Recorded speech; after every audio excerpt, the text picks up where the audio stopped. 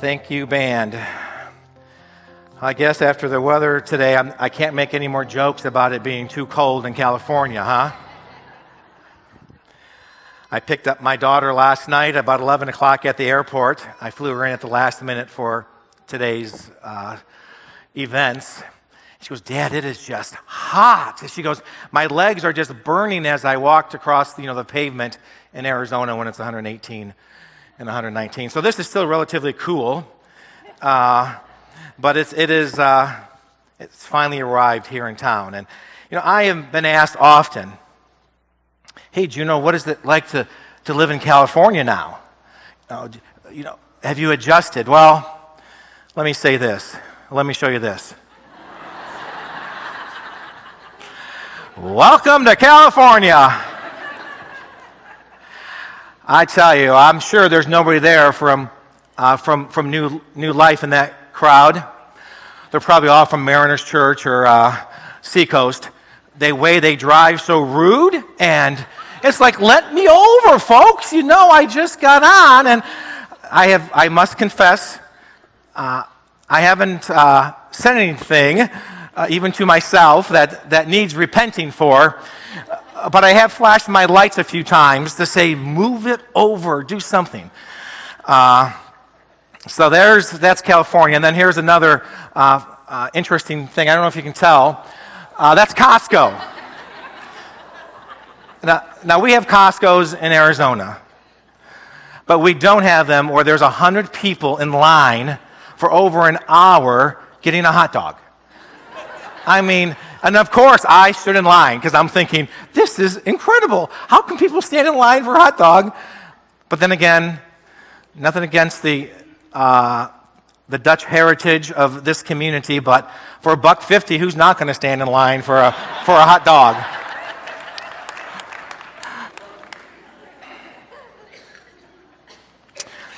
Okay, well, anyway, I've adjusted. I'm learning I need to say, "Hey, dude, get out of the way," or whatever. There's just some terminology that just fits here in California. But no doubt it's been an adjustment. It's been great.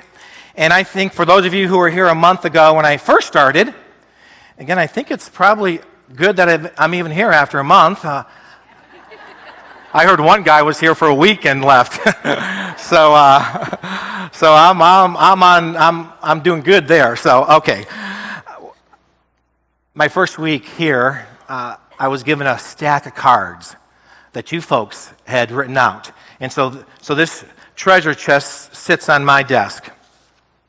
And while I will read some of them, but not all of them, to say here's what you are committing to. Somebody says, "I'll serve where I can be helpful to the goals of the church.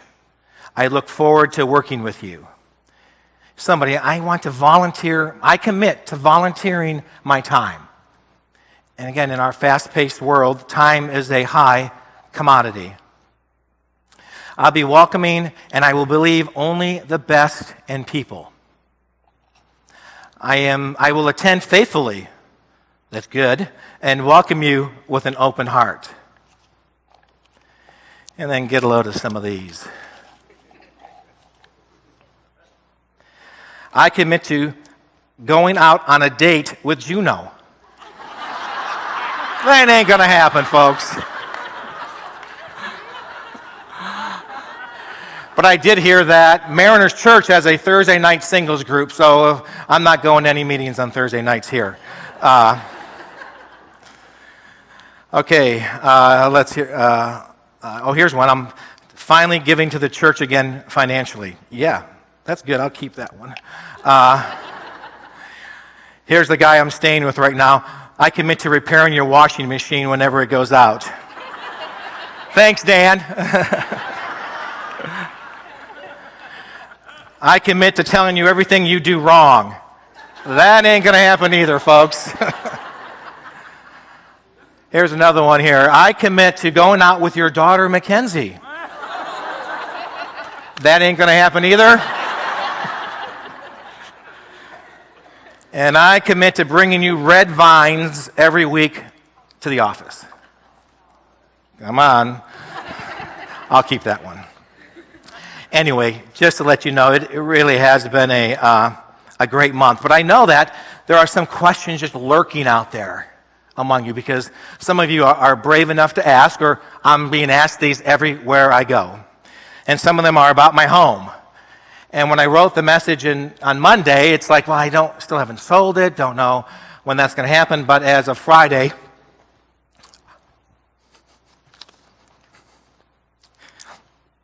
and I thought I'd make it through today without tearing up, but the good news is we sold it on Friday. And it's really nothing to cry about, but to give thanks. And I did lease a home in Bellflower, and we'll move into that toward the end of the month. And so hopefully by the end of July, California will soon be our home. And so I am really grateful for that, and grateful to the many families who have just been generous and gracious and had me into your home, and you're still coming to the church, even though I've been living with you for a while, and so thank you. Many of you continue to ask, hey, when is Mackenzie coming over? And again, as my daughter, she will be coming over middle of August, right? We're going to take a little vacation, and then she's going to move over, and she'll start her new life here and to becoming a California gal. And, I think I've already covered this one.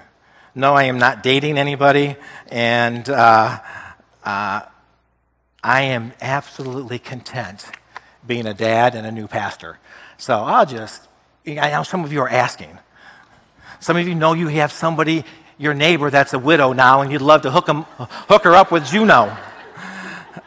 That was my story for 30 years of my life, and anyway, so, but that's life, and that is okay. So, all right, hey, let me pray with you folks as we start. Lord God, again, you have been hearing our prayers all morning.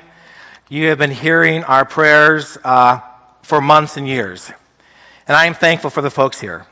For the folks here who have hung in. For the folks here who have prayed diligently and served faithfully.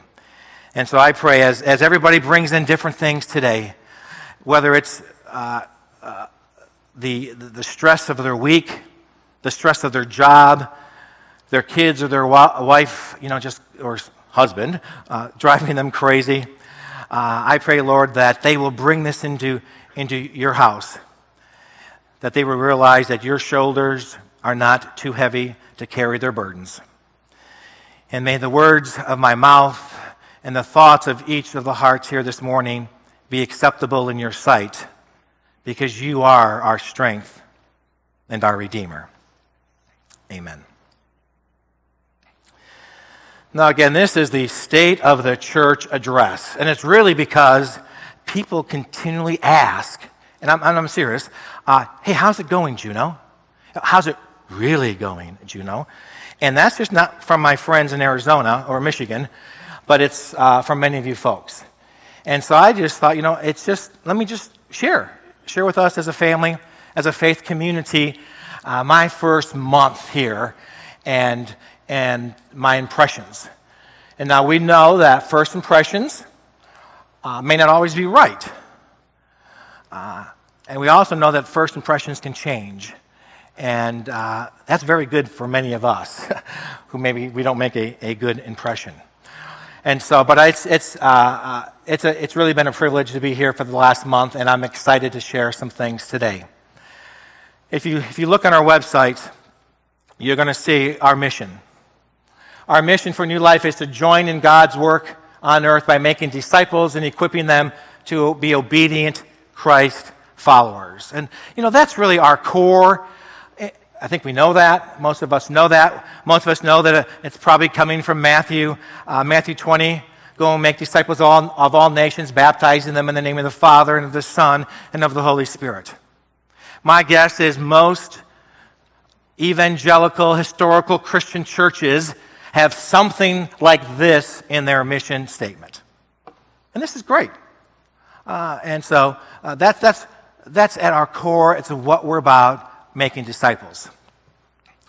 And then if you look further down, you're going to see our vision is that we want to see a growing number of Christ followers creating communities marked by reconciliation, peace, justice, and hope. That's what we hope to do. That is the vision that we can see in the future. That's the goal in mind that we want to be here as a church. And as we look at some of those key words there, folks, this isn't a pretty picture. Let's be realistic.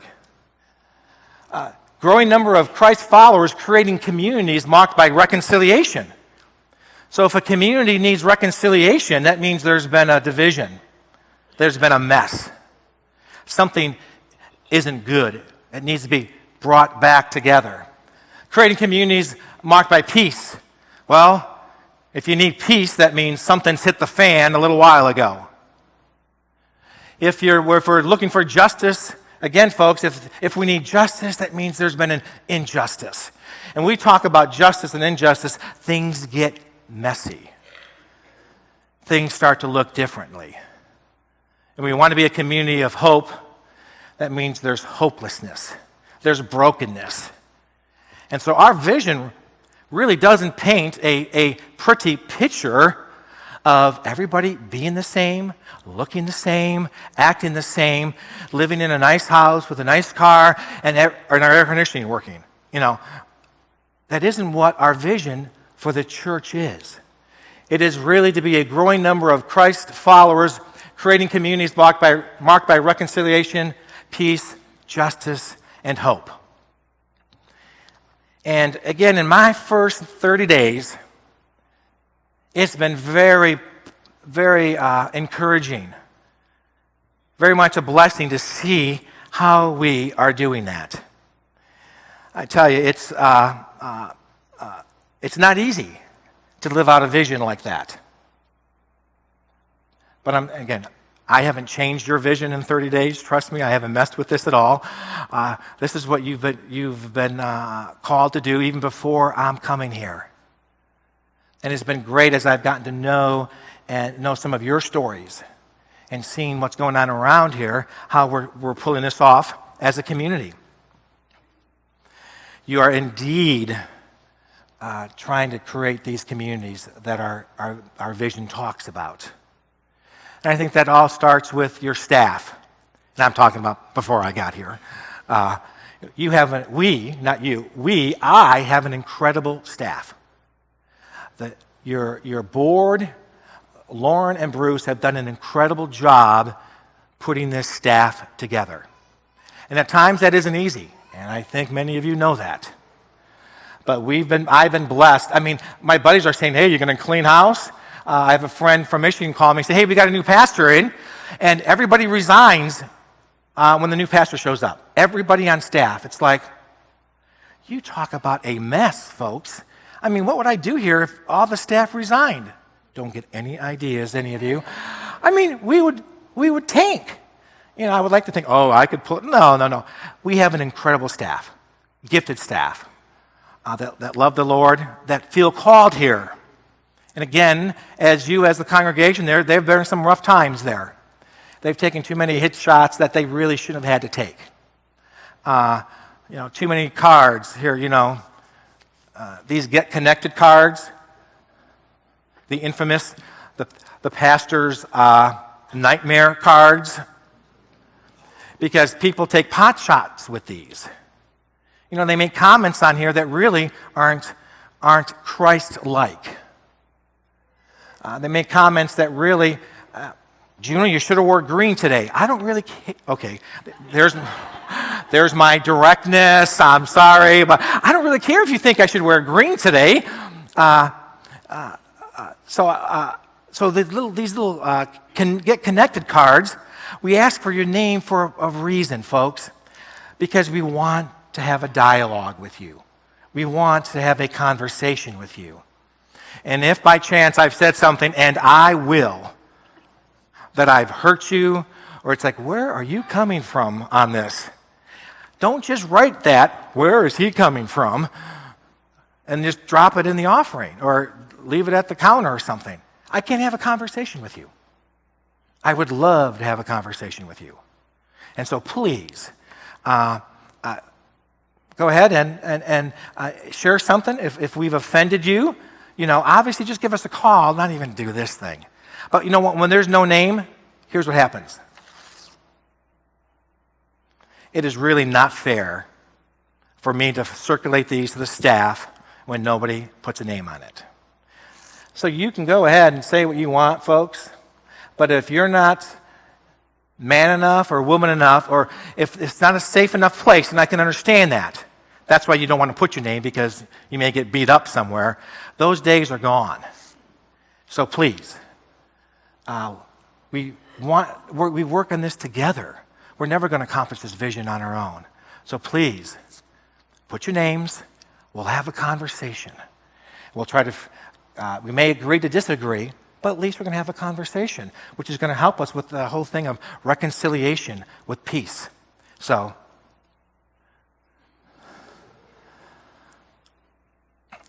but also with you folks, as with the staff, they've hung in here, you've hung in here, and you are to be commended. So thank you. Thank you for hanging in there till the new pastor got in town. Thank you for all of your prayers, and I know some of you have been praying for months and for years for this day. And so you are also one of the huge blessings of New Life. And so thank you, and I share that with you, but I have shared that with so many other people that don't even go to New Life. And so from the staff's perspective, I am blessed. From you as a congregation, I am blessed. As we look at what's happening now around us in town, our Artesia in Action is really about helping the whole idea of reconciliation and justice. And we have about 50 to 60 people who have participated in our Artesia for Action, as well as the Compton Initiative. And for those of you who don't know, that's a paint up, clean up, fix up, throw out, do something to help a part of our community in need that needs a helping hand. And so that is huge. That is a great way for us, as we talked about a month ago, for us being outward focused. It really isn't all about us. And we have done well, and you are doing well with that. Our food distribution. I'm amazed, folks. We are servicing, feeding, loving on 150 to 200 family units a week. That's huge. We have about 80 people 80 of you who are volunteers in that. And to that, I say thank you. The idea of serving others in need with dignity and love is huge, and it will bring new life for the city. And I'm excited to be a part of that. I am thrilled to be able to come to a place where everything doesn't have to be rebuilt from scratch. That you have a board, you have people that are doing something besides sitting in the chairs. And you have a staff that's willing to take some risks. And so this is good. This is very good. Today our is it Change for Christ. Okay, I have to learn all your terms.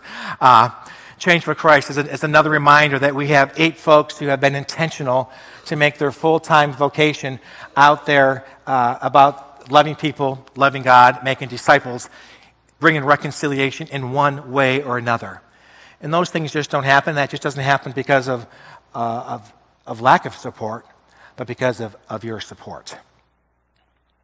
We have a new college and young adult ministry. Gary and Patty over here have gotten another 8 people. Is it 8 people to help you? Yep. They don't want to say, I'm not going to embarrass the pastor and lie. But no, 8 other adults have volunteered to create a college and young adult ministry that kicked off a few weeks ago. And so that is exciting. That's huge. To help to create a place where college and young adults can just hang out and get to know each other and be in community, and even think of something, what can we do that's even bigger and better than dating somebody or being just worried about me as a college kid. So that is huge. Our youth group, with over 100 students on the roster, we're having 50 kids show up every week. 50 kids. And 20 of those are, I think, coming on Sundays then. And so again, great strides and great movement to reaching out to folks that maybe wouldn't step foot in a worship center. And again, as we do these things, as we do Artesia in Action and build a relationship with the community, as we do our food distribution and build relationships with those in need, as we welcome college and young adults, as we become even more intentional with our students and developing leaders and building partnership with parents, we're not going to be the same. And that is good.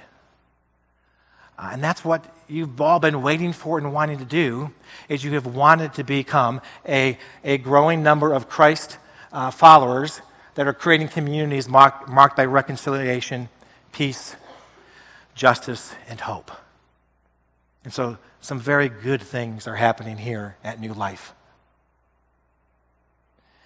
As I move forward to my second month, I'm still going to be asking your names a lot, so don't be offended if I don't remember them. One key for me to remembering your name is the more you're involved, probably the more I'm going to see you, and the easier it is going to be for me to remember your name. So I'm going to keep asking for your names. I think I am assertive enough to invite myself over for dinner to get to know you, and I'll accept your invitation to invite me over for dinner or to get to know me as time permits. And so those things are going to continue. And besides those basic questions, there are a few things I think we need to pay some attention to as we move forward together as a team making a difference in our city. And so I've come up with Juno's hit list. Now that could be because I'm from Detroit originally, and my uncle in the mafia. I have a hit list. And so I'm just going to go through these. And I haven't... did I need to share these with the board? I don't know. I'll learn protocols sooner or later. I don't think I have to. If they don't work, then I'll have to talk to the board. But anyway, here are some hit lists. I need a young person here for to do a sample for me. Somebody, way in the back, the guy in the very back. Yeah, what's your name? Matthew? Bradley, come on up here, Bradley. Brandon. Okay, I need a hearing aid. So, Brandon, come on up here.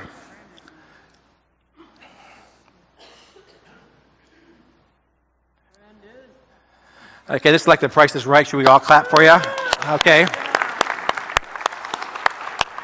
Okay, I'm walking off stage. Hope that's not going to screw up the sound system here. Okay, come over here, Brandon. Why don't you do me a favor and just, let's just start walking over right to that aisle, and you just walk at fast pace, real fast. Go, go, go. Go, go, go. And here I am.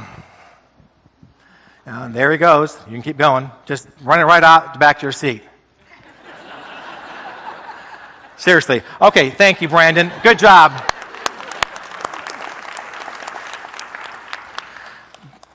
Brandon and I had just illustrated what is happening with our Wi-Fi and our internet system. Brandon is what we need around here to communicate effectively and quickly, but I have wasted hours, just hours of my time waiting for that internet to click in. Going back to where I'm staying because for 2 hours in the afternoon, I can't get online. That means I can't send in anything for the program. I can't communicate with anybody. I can't look up anybody's address because I can't get online. I can't, like the traffic picture took forever to get to Jason. I want to say, well, just forget it. Well, we didn't need the traffic picture for a worship service, but it helps us for those of us who are visually stimulated. But, it just takes hours sometimes. Our Kristen, what's your title? Finance manager, okay. Our finance manager has to go home using her computer to transfer funds from our bank accounts, not from ours to hers, but from, just thought I'd clarify that. That's next week's message. Because she can't make payroll because the internet won't let her in to transfer these funds around. So she has to, and this doesn't happen once. So, all that to say is I've been hearing this has been a problem for a long time. And as we move forward, folks, we've got to be able to communicate. And, for the price of about $20,000, we can bring everything up to speed and do that. So I'm not taking another offering today. You'll be happy. Now, I could probably take one for air conditioning, and we will get that looked at. But anyway, just to know, one on my radar is the issue of our Wi-Fi, networking, our server. Okay, now I can use the word hospice because I'm familiar with it with my wife. Our server and our internet and networking and everything you want to call that stuff is in hospice. It is ready to give up the ghost. Now, I don't think Wi-Fi goes to heaven, and that's okay. But it is not doing well. So be thinking about that. Be thinking if you want to help us move that along, that project. Okay, one more thing about money. Because you're all asking, and you're wondering, and you should know. I think the board set out a goal at the beginning of the year and for the budget. And I really need to narrow down and look at that a little bit closer. But I think we're about $30,000 behind in our budget from year to date. And so I'm just sharing that with you. I know some of you have been extremely faithful and consistent over these last few years. And to that, I am grateful. To that, everybody here is grateful. To that, everybody and the ministries that we do are grateful because they're recipients of your faithfulness. To those of you who have given sacrificially to the church, faithfully, thank you. And I know there's a bunch of you who are waiting to give until the new guy gets in town, till the new lead pastor finally shows up, and you've been holding back. So, guess what? I'm here. And so, feel free to make up anything in the past you haven't been giving. But just to know that your faithfulness is not just for what we do as the church, but it's how it does something for your heart as well when you give away, whether it's in your time, your talents, or your treasures. Our curb appeal. While our buildings do not look horrible from the ground, from the road, they could use a little upgrade. Let's face it, tan buildings went out how many decades ago? And all of us know in our home, boy, if I would have just painted that room 5 years ago, it would have looked like a brand new room. Well, I think we need a paint job around here just to spruce up things. So when people are driving by, they're not thinking, oh, that place is stuck in the mud from years ago. But even our presence communicates something is different with new life. Young families. Folks, we need to lean into some young families. We need a young family grow group. We need a couple who have a passion to help young families. And so if you're interested in that, you can see me. We'll talk about that. Young families as well as a newly married ministry. We need to be able to help newlyweds to know what it's like to build a foundation in their home that is Christ-like. So as they start to raise kids, they know what their role is in that process. As they learn, and those of us who've been married, that sometimes those first few years could be absolutely horrible as two individual lives come together. They need somebody to help them manage that, to mentor them. And as we know, misery likes company. And so to be with some other couples who are also struggling through that and trying to figure it out, we need to move toward that. I think we need to help strengthen marriages. Again, not just for the sake of having a cute couple, but for the sake of a couple knowing what it means to be Christ followers, and how do we create a marriage that is honoring of Christ in everything that we do. Resources. When I say resources, I guess that is money in one way, but we want to be opened up to the community for them to come on campus and use our facility. Now, a newer buzzword for that would be our venue. So when people say, oh, you have a venue, like our worship center is called a venue to those who are looking for a venue. But there's a few other key rooms, like our chapel and our fireside room, which would be wonderful places for the community to use as well as us to use. Again, we just need to spruce them up a little bit. And again, I hear there's been something that's, the organ. Is that the sacred cow, so to speak, or the golden calf that I can't mention? But we're working on it, and it is about to get repaired. Jason, next month for the organ? Yes, okay. But also, folks, I've been told that it'll run and it'll play well for maybe 2 or 3 years, and it's going to need another $20,000 in repair. So I hope you all love organ music. I do, but those are just things as a church family, let's figure that out. We'll figure that out together. But one of the things that's been going on for years, when I share this with the staff, like, yeah, every pastor here has said that, is our offices. You know, we're all spread apart on campus, and when I need something printed, I have to go to another building, and even the secretaries or assistants have to go from one building to another in rooms and locked doors. And, you know, one of these days, I'm not looking for a $500 million project. I'm not Dutch, but I was married to a Dutch person, and so I can be very cheap at times. Very frugal would be a better word, right? That I want to be a very, very, very, very good steward of the resources that God blesses us with. And those resources are your hard-earned money that you sacrificially give so the good news can go out from this place. But really, I've been in both places where a team has been together and when a team is separated. And I tell you, the camaraderie that can happen and when a team works together really helps you get through the tough times. Helps build a strong team, which helps us then to reach out and build larger teams from each of you. So those are just a few of the things. And just let me share this as I wrap up here. There's one thing, though, that will destroy a church. And I think we need to know that. One thing that I don't care if we had a bank account that was over the top. If we were just raking it in on some annuities that somebody gave us. I don't care how large the staff is. I don't care how new the buildings are. I don't care how wonderful the worship center is. And again, thank you for making this happen. All of that can go right down the tubes if something happens here at the church. And that one thing is gossip. That one thing is you sharing with a friend, you think Juno should have wore green. Now, nobody has said that to me, by the way. So I'm just like giving you an example out there. And I have not received anything negative since I've been here. Thank you.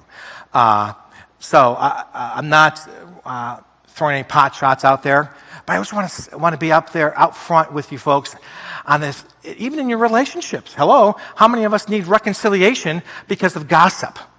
How many of us need peace in our family because somebody talked to somebody inappropriately? How many of you you're maybe here with the spouse, but you're hanging on because there hasn't been Christ-like communication in the house.